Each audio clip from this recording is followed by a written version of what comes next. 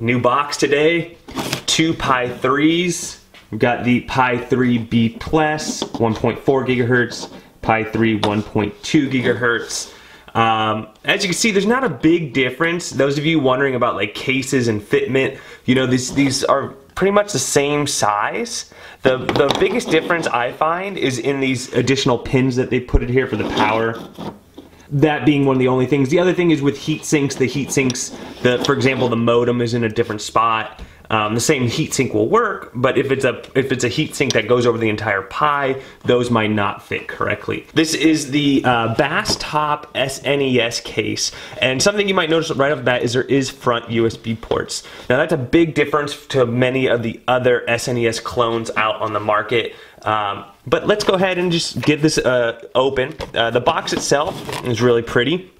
You can see it's just basically a identical picture of what the actual case looks like. You open it up, got a nice typical box, is nicely packed. It says SNES style case for Raspberry Pi 3.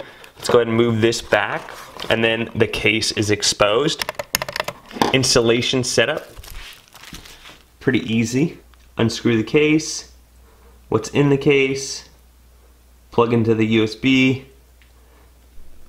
and then the last 2 steps there, screw the case back in. Little screwdriver here. You have little buttons here. They're not switches, they are buttons. I'm not sure that's an LED or not. We're going to find out shortly. You do have the front 2 USB ports, and you're going to see in a moment these are dedicated. One goes to each USB inside the Raspberry Pi. You have 2 cutouts on the bottom, and one does have a fan in it on the left here. Your rubber grommets do have these little pieces of plastic. You might want to remove those. And then underneath it is foam. So that's something you might want to do. Oh yeah, very good rubbers. Aren't going to go anywhere. Little cutout here on the left side, little cubby. Open that up. You have access to the other 2 USB ports you're not using, and then the Ethernet. Nice to see that you can close that up, especially if you're using Wi-Fi. You might even be able to fit a dongle in there and keep it shut as well. On the right side, you have the micro SD cutout, and then on the back, you have a relocated power, and you have the HDMI and the 3.5 in the normal spot. So let's go ahead and open this up. There's 4 little screws on the bottom. Open up the case. It's going to look like this. This cord was plugged into here. You do have, like I said, you have dedicated USB ports, so for 2-player, you won't have issue with 1 player working and not being able to map the 2nd player. And then this is going to go to your GPIO, which is going to not only power the fan, it's going to power these USB ports, it's also going to allow you to use these buttons on the front, the power and the reset. Now the power and the reset are a hard reset. They are not using a script. Some people are a little concerned that you will corrupt an SD card doing a hard reset. Do not be concerned. I've done that so many times. If you guys watch my live streams, it's a case in point. I have unplugged and plugged in my Pi 1,000 times at this point. On live stream, I've probably done it at least 100 between all the live streams. The fan is really small. I do recommend using heat sinks because this case can fit them. So use some heat sinks, maybe some thermal paste, and then with that fan, you're gonna have significant cooling and it's gonna look great at the same time. So let's go ahead and just put our Pi in really quick. Put your USBs in first, and then you can put your GPIOs in. On the GPIOs, you want red. You want it on the row closest to the edge of the Pi, closest to the processor, and you want the red to go first, black to go third. Okay, so that's all in, and then now we can literally just place this in here. We've got this just about all hooked up. We just need to screw in our Pi. You can see we've got our USBs hooked in there. We've got this on the GPIO. We've got our fan plugged into their port there. This should make everything work. Last finishing touches is just screw in the Pi.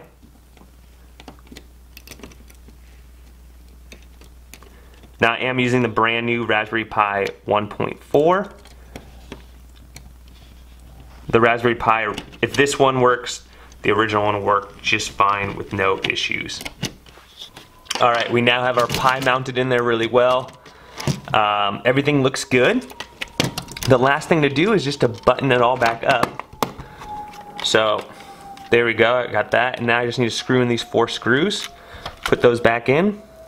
Alright, it might look the same to you, but we now have a Raspberry Pi inside. The front still looks the same. The only difference now is you should have this little cubby here. You have access to your LAN and your 2 additional USB ports. Your other 2 are going to be here. You can now access the micro SD card, and we now have our ports there on the side as well. For those of you that would like to see a comparison, here is the Basstop. Here is the Super Tiny Tendo, which is now discontinued, by the way. So these are going to be harder to get a hold of. As you can see, it's a little bit larger, and it doesn't have any front USB ports, but it does have the LED. The power reset does not work. All the ports come here off the side, but it does come with a fan. The other one on the market that's very popular is the Super Kintaro case, and there's 2 versions of this. The big selling point on this one is it comes with that big hunky heat sink. You can see this one is more white. This has the original gray. Now, of course, all these do go after the US market. They're not the European style case. We have yet to see one of those yet. VCR cases, a lot of people call it, with the power reset button and the ports, and you can just see the size difference here that you know, they're similar. This one's just a lot taller. The thing that really sets this apart, LED, working power and reset, and the front USBs. We got a green light, power on. All right, we needed to configure our controller really quick. Configure input, yes. So we got 2 game pads. I had to plug in my wireless really quick, and then here we go. We got our other one. Okay, so now we have both controllers hooked up. We have a fob in one, and we have the USB in the other. We need to do Super Nintendo, right? Keep it real. What's a good 2-player game? Let's go like Super Street Fighter 2. Let's go ahead and launch the game. So remember, we have 2 controllers hooked up, and we have our brand new case on. One's iBuffalo, one's wireless. So you got a versus battle, and then we should have, look at that, we're using both controllers here. And so we can do, all right, let's just say we launched it.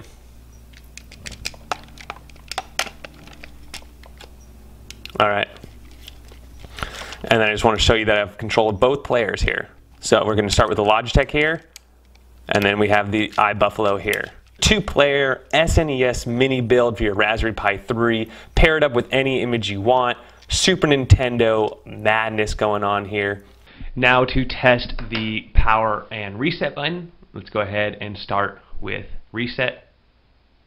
Clicked it, should just boot right back up. As you see, the green LED is still on because we just hit reset, and we should get a little code stamp here. There you go. Working really good. Let's do a off, hit the button, and then turn it back on. And you should see a boot screen here in just a second.